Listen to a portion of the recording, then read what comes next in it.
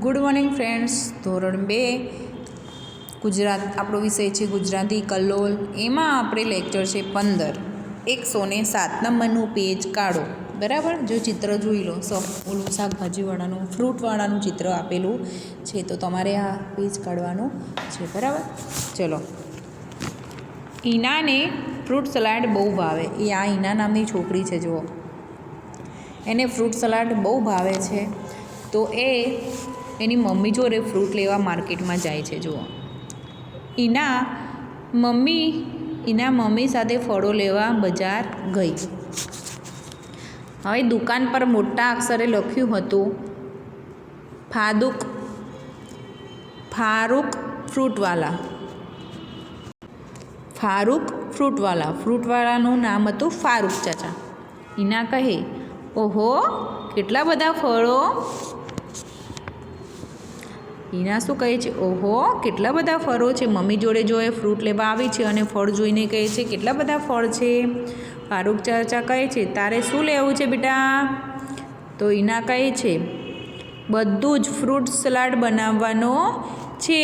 મારે બધું ફ્રૂટ લેવાનું છે. કેમ કે ફ્રૂટ સલાડ બનાવવાનો છે. ફ્રૂટ સલાડમાં બધા ફ્રૂટ નાખવાના હોય છે, એટલા માટે.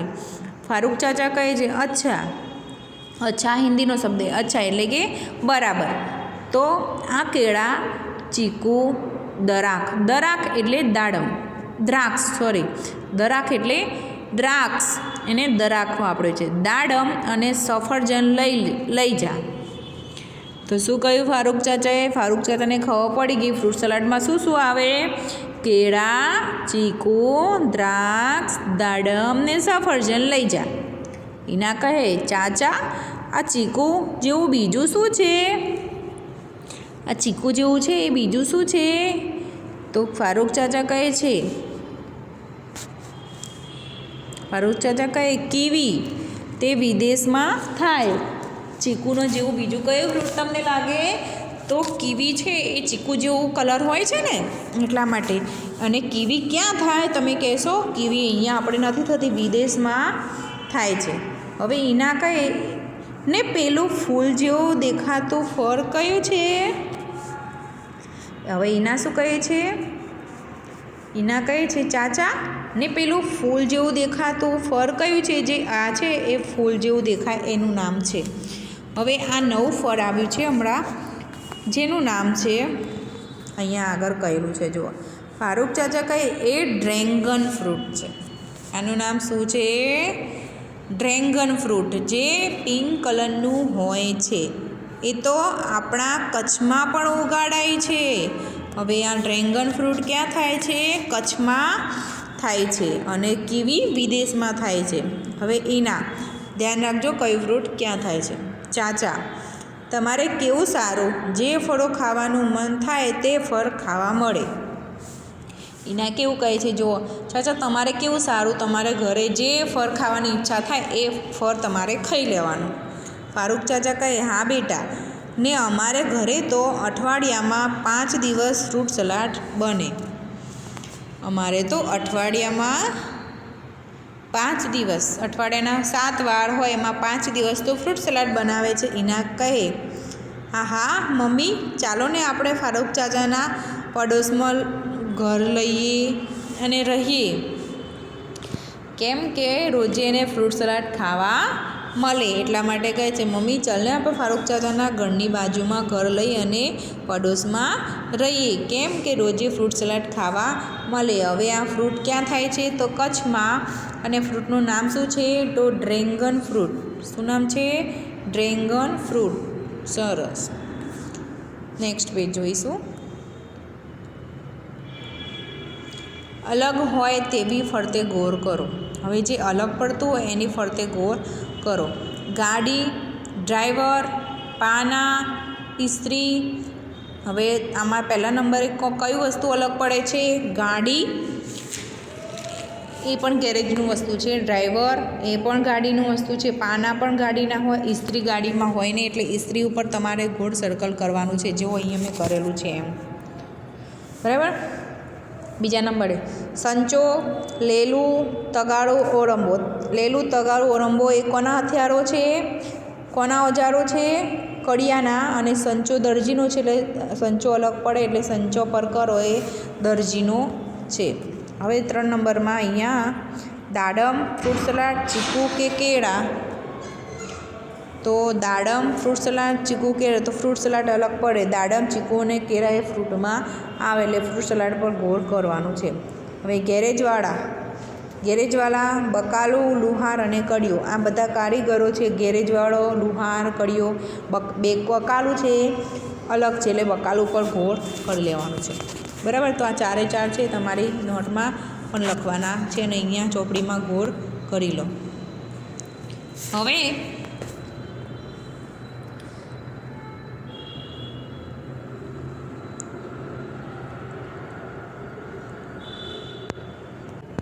હવે આપણે અહીંયા એક રમત રમવાની હોય છે. બરાબર.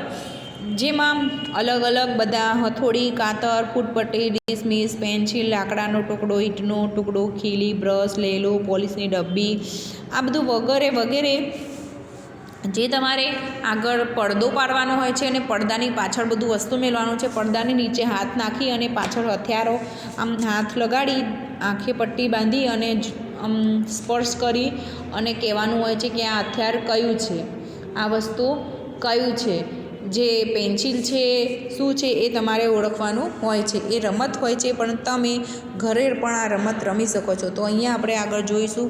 પહેલો ક્રમ છે શું પડ્યું, કોણ વાપરે. બરાબર. તો પહેલું કાતર, કોણ વાપરે, દરજી. બીજા નંબરે પોલીસની ડબ્બી, કોણ વાપરે, પોલીસની ડબ્બી, મોચી.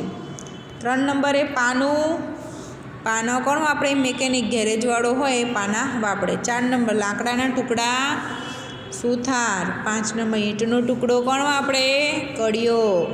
લેલું, કડિયો. હથોડી લુહાર જોડે હોય, બ્રશ મોચી જોડે હોય. ઓકે.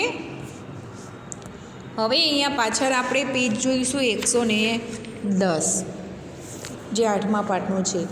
યાદ કરીને લખવાનું છે. સરસ મજાનો કોઠો આપેલો છે. એ કોઠો તમારે તમારી ચોપડીમાં આમાંથી જોઈને સારા અક્ષરે પૂરી લેવાનો છે. પછી લેસનમાં પણ લખવાનો છે.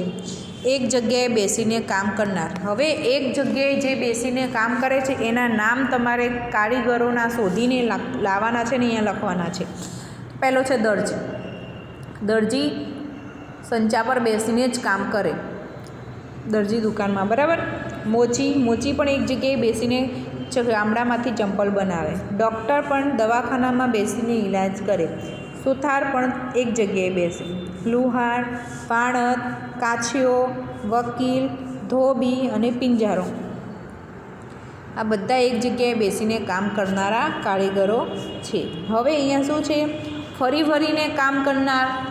એક જગ્યાએ ન બેસતા ફરી ફરીને કોણ કામ કરે, સફાઈ કામદાર ફરી ફરીને કામ કરે. ટપાલી, ધોબી, કડિયો, પેપરવાળો, ખેડૂત, પોલીસ, માટલા કુલ્ફીવાળો, માળી, પકોડીવાળો, ફુગ્ગાવાળો, આ બધા ફરી ફરીને કામ કરતા હોય છે. હવે અહીંયા છે શાકભાજી, એક જગ્યાએ બેસીને અને ફરીને એમ બંને રીતે કામ પણ કરે. હવે એક જગ્યાએ પણ બેસે અને ફરી ફરીને પણ કામ, આ બંને સાથે કોણ કામ કરે છે એના નામ માગે છે. શાકભાજીવાળો એક જગ્યાએ પણ બેસે અને ફરીને પણ શાકભાજી વેચે. ભંગારવાળાની દુકાન પણ હોય ને ભંગારવાળો લાઈનમાં પણ પડે. દૂધવાળાની દૂધની ડેરી પણ હોય અને દૂધવાળો લાઈનમાં પણ આવે. પકોડીવાળો એક જગ્યાએ પણ ઊભો રહે અને લાઈને પણ ફળે. આઈસ્ક્રીમની દુકાન પણ હોય અને લાઈનમાં પણ આવતો હોય છે. ફળવાળો એ ફળની લારી લઈને લાઈનમાં પણ આવે, શેરીમાં પણ આવે છે અને ફ્રૂટ્સની દુકાન પણ હોય. ટપાલીવાળો પણ ફરીને કામ કરે. કડિયો એ પણ એકબીજાના ઘરે જઈને મકાન બનાવે છે અને એક જગ્યાએ પણ કામ કરે છે.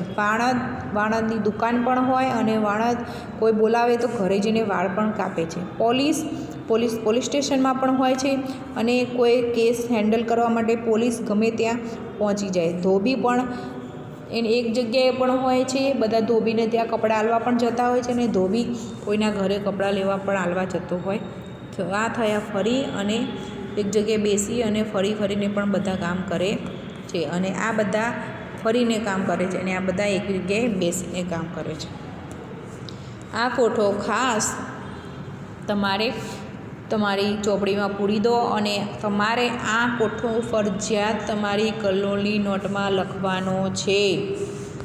પછી આ પેજ પણ તમારે તમારી આ નથી લખવાનું, આ 4 અને આ નીચે જે છે 8 એ તમારી કલોલની નોટમાં લેશનમાં કરવાનું છે, આ લખવાનું નથી. Okay friends, thank you.